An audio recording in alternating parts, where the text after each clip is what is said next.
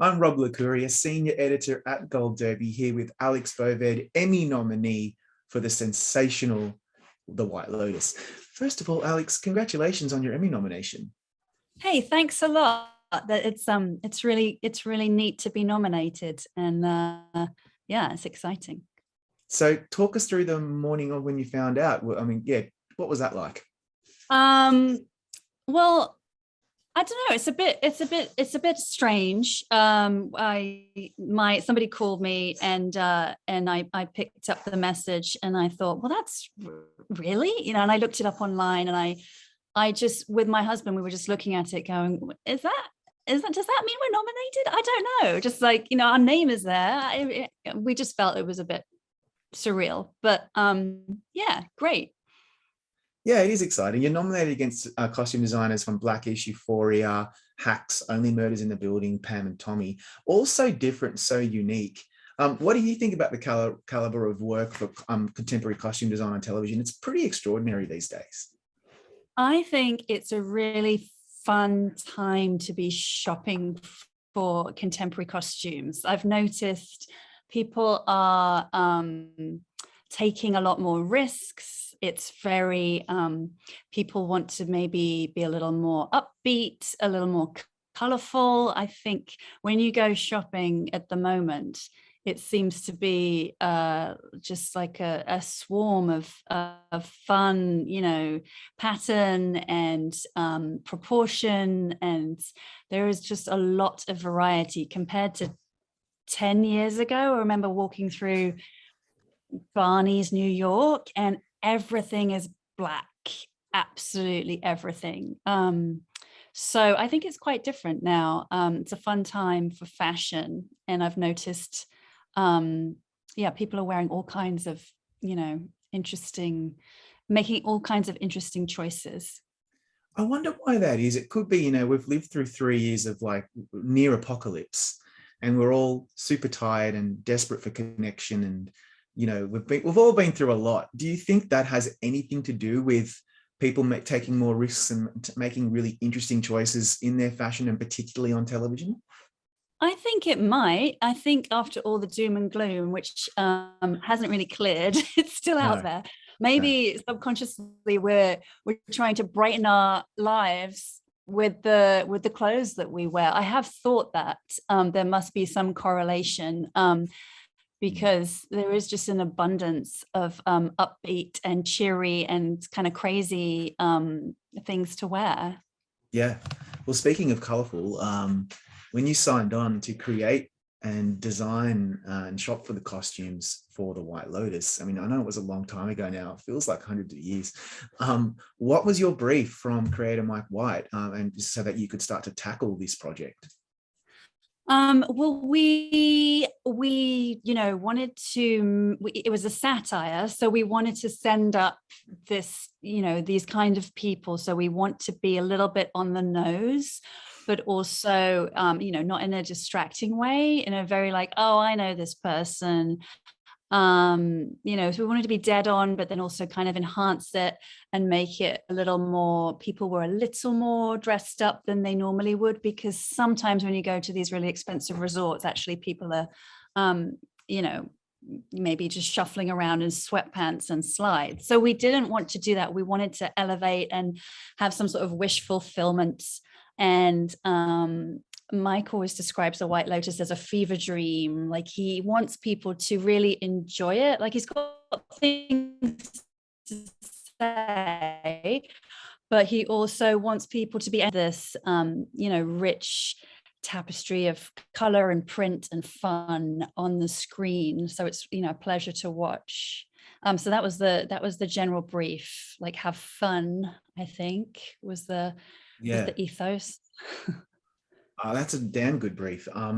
I immediately thought of how, many of us have been on a vacation like this, particularly to a tropical island. I went to Fiji a few months ago and it reminded me of the White Lotus. And vacation wear can be stereotypically really gaudy and unsophisticated and mismatched because you're just throwing something on, you've been in the pool or whatever, but also can be quite casual and carefree and And in this show, I really felt you really elevated it because each of the characters had their own look for a particular reason.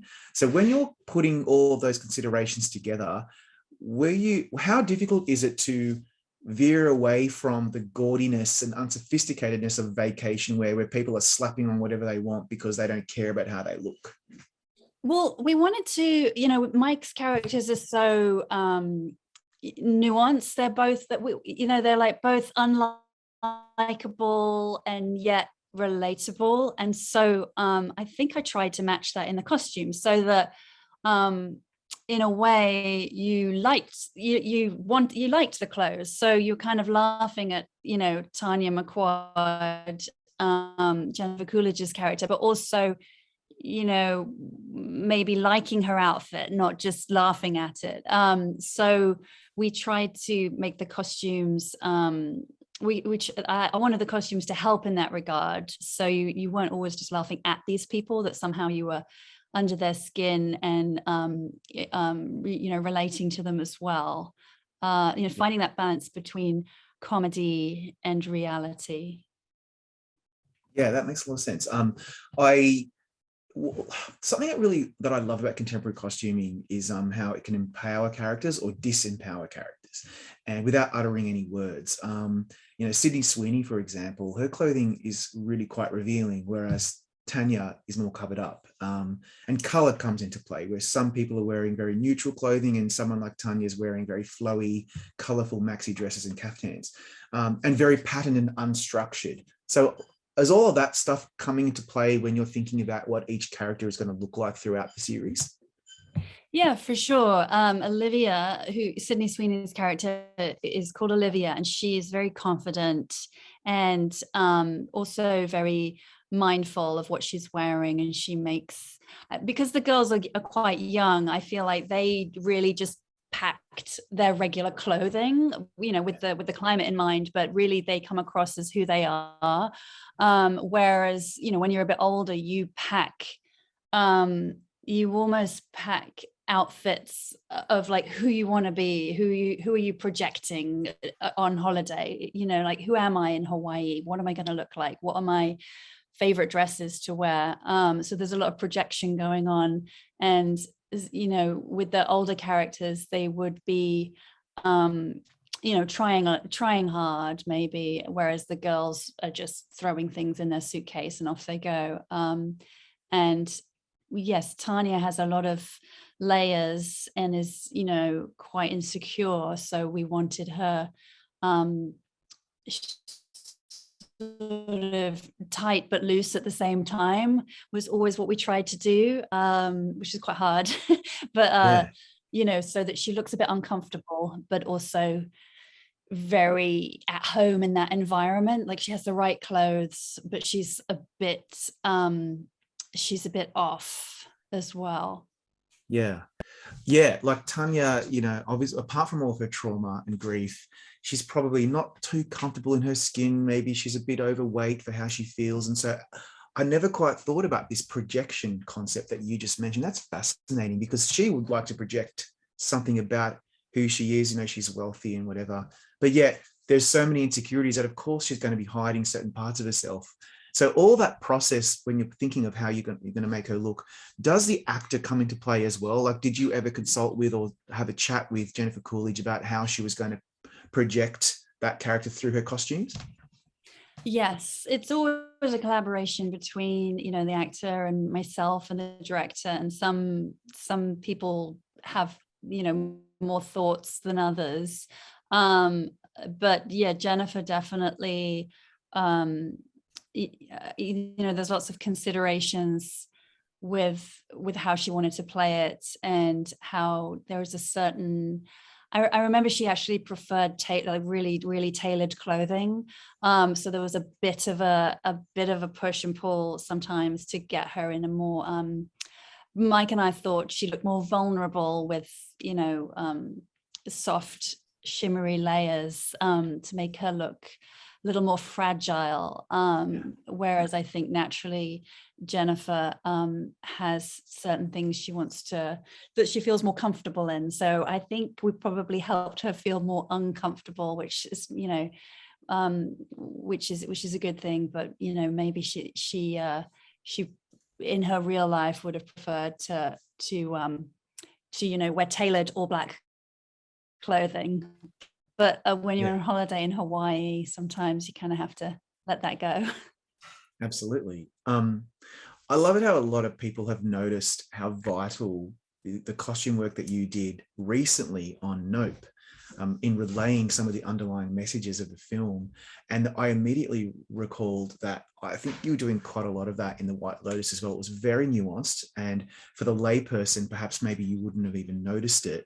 But I think that you were making some comment on privilege. This whole show is about privilege and what that does to a person. That's really exciting. What an exciting proposition for a designer like yourself to be able to propel the story forward in kind of a more meta way. What are your thoughts on that?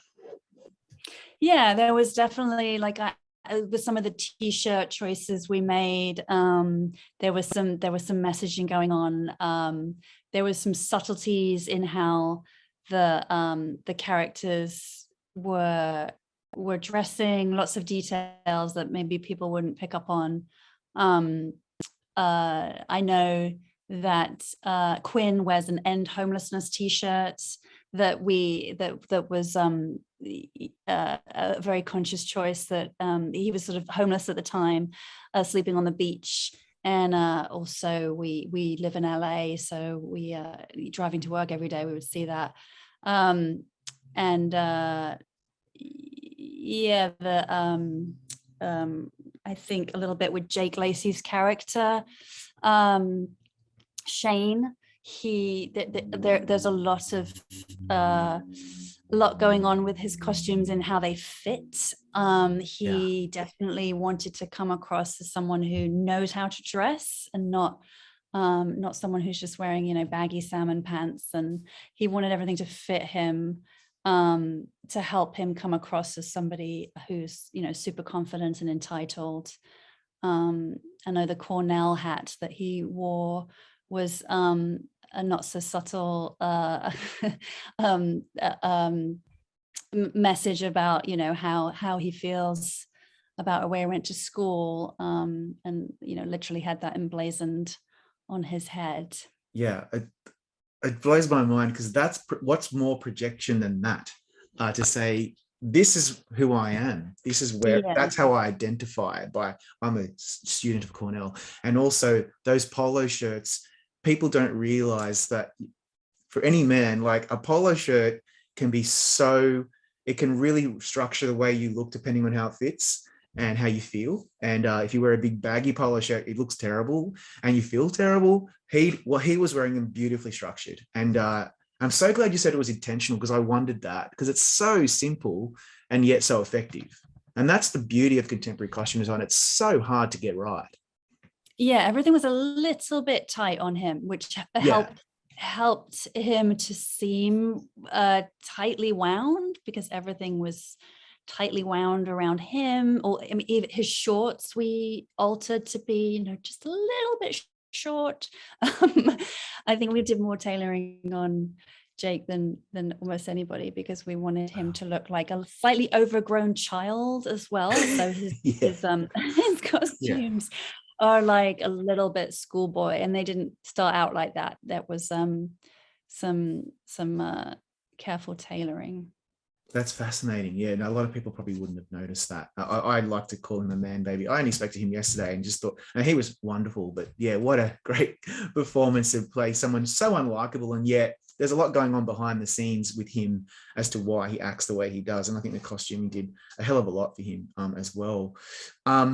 I was also wondering, and it kind of brings me to this, I ask this a lot with costume designers. I'm fascinated about how you have to strike a balance between aesthetics and propelling the story forward, and also functionality, because you probably have to get multiple versions of the same thing because things get ruined or wet or whatever on set.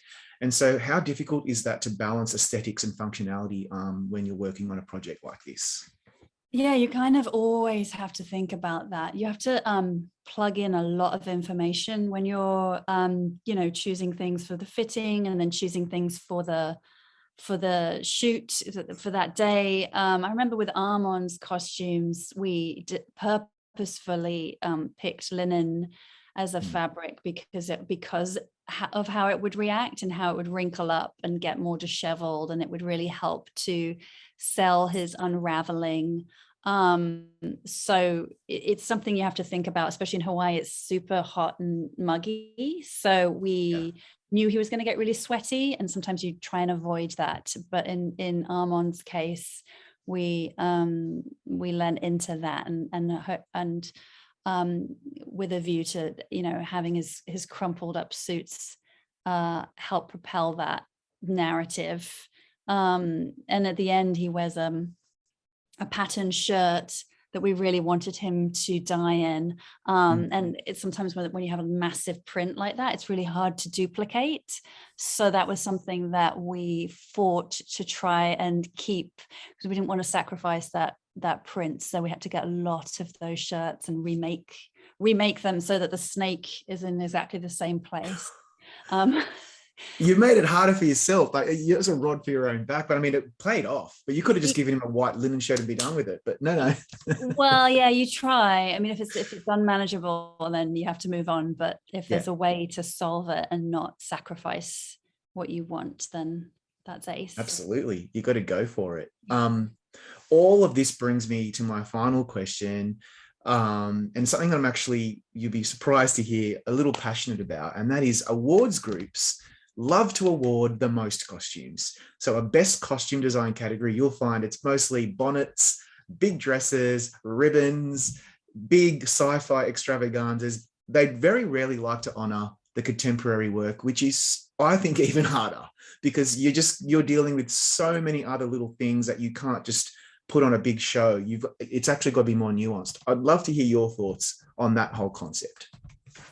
Yeah, it's funny. They definitely don't tend to hand out huge accolades for contemporary clothes. I think because everybody dresses themselves, so they don't put as much reverence into a contemporary costume. They don't have as much reverence for a contemporary costume.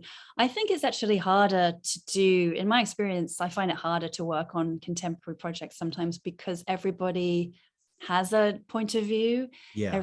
Everybody has something to say. Also, it could be so many different things. Whereas if you're doing period and if you're a 40-year-old secretary living in Ohio in 1940, then you're going to wear a suit and that's it. And then these are the colors that you might wear according to, that time. And so everybody just kind of goes along with it and agrees with you. So I find it, logistically it's harder because you have to dress all the background and you have to get a lot more pieces together.